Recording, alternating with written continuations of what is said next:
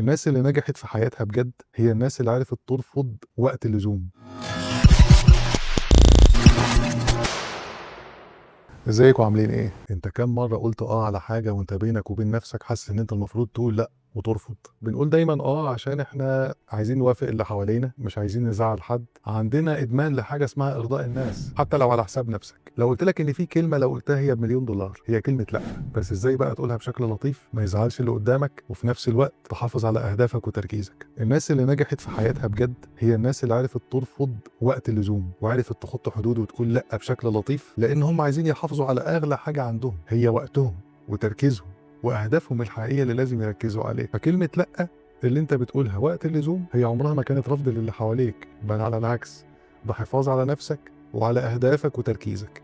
وارن بافيت رجل الاعمال المعروف اللي ثروته تخطت ال130 مليار دولار، الراجل ده واجه مشكله حقيقيه بينه وبين نفسه، وهو انه دايما بيجي في دماغه افكار واهداف كويسه محتاج يحققها، فحس ان هو مشتت، اهداف كتير بتيجي في باله وعايز يحقق الاهداف دي ولكن مش عارف يركز على ولا واحد فيهم.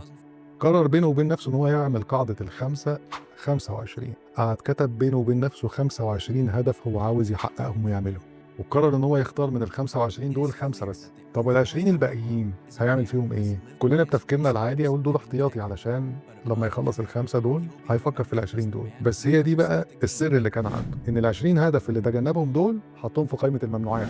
دول انا مش هقرب لهم، مش هاجي جنبهم. قال للمساعد بتاعه مش هنفكر فيهم اصلا، انا هركز على ال5 دول اللي انا اخترتهم عشان اقدر احقق فيهم نجاح.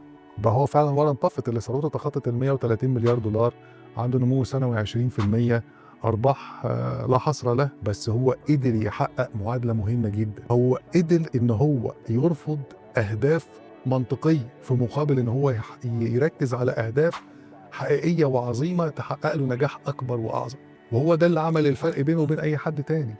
انت ممكن تكون شايف ان الاهداف كلها منطقيه، ممكن كلها يكتبها وحققها، بس تعالى امشي في ال20 30 هدف اللي انت حاططهم لنفسك هتلاقي نفسك تهت. اذا قاعده الخمسه 25 فعلا قاعده عظيمه حققها وارن بافيت، تخلى عن اهداف جيده في مقابل ان هو يحافظ على اهداف عظيمه بسيطه. ستيف جوبز صاحب شركة أبل المعروف اللي حقق منتج هايل، سره في بساطته. كلنا بنحب المنتج بتاعه، شكله بسيط وشيك. البساطة والشياكة دي جت بسبب إيه؟ بسبب واحد، الرفض.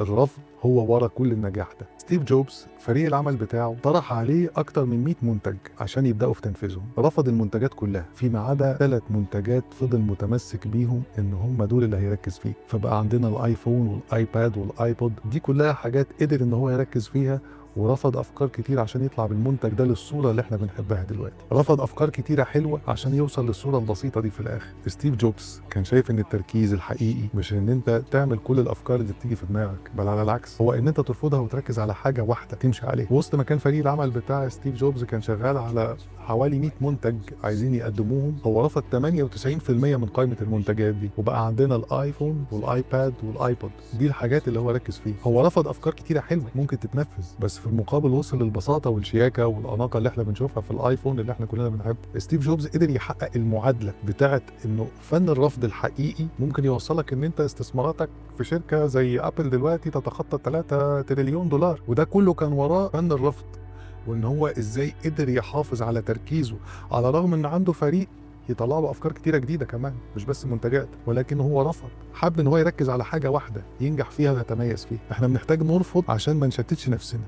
ستيف جوبز قدر ان هو يرفض افكار حلوه علشان يوصل في الاخر للبساطه اللي هو عايزها. ستيف جوبز قدر ان هو يرفض افكار كتير عشان في الاخر يوصل للبساطه اللي احنا شايفينها. لكن اوقات الرفض بيكون علشان خاطر انت تحافظ على شخصيتك وعلى ابداعك، وده اللي هنشوفه في الفنان برونو مارس. برونو مارس الفنان العالمي المشهور، الراجل ده قدر ان هو يبيع باكتر من 130 مليون دولار، والراجل ده وصل لقناعه ان هو لازم يكون دايما مركز. قدر ان هو يقول لا للظهور الاعلامي المتكرر اللي مش هيبقى ليه فايده وهيسرق منه تركيزه. هو مش عايز يبقى متشتت، هو عايز يبقى دايما مركز في الفن اللي هو بيقدمه، لدرجه انه في ناس كتيره اقل شهره منه بتظهر اكتر منه في البرامج، بس هو قال لا لكل الرياليتي شوز وكل الظهور الاعلامي اللي هو شايف ان هو مش هيجيله من وراه غير ان هو هيكون مشتت.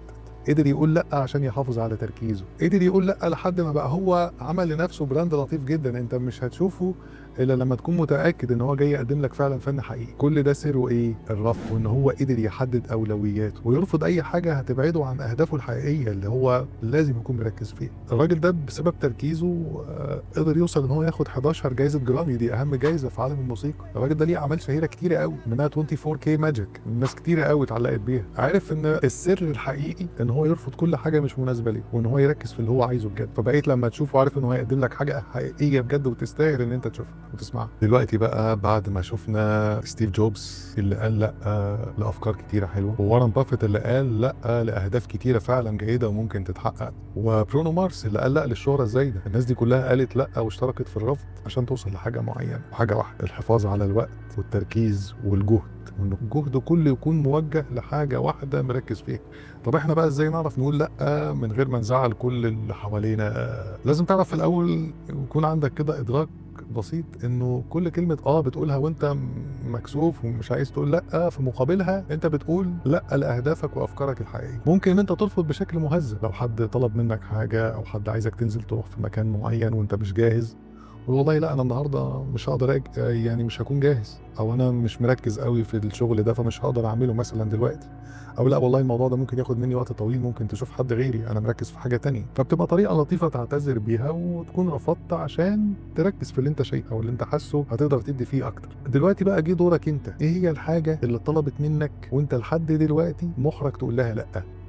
اهم حاجه ان انت تتعلم تقول لا وقت ما تكون فعلا بينك وبين نفسك حاسس ان انت عايز تقولها، وما تتكسفش من حد، لان وقتك غالي ولازم تحافظ على جهدك وتركيزك، لان دول هم ثروتك الحقيقية. اشوفكم على خير، سلام.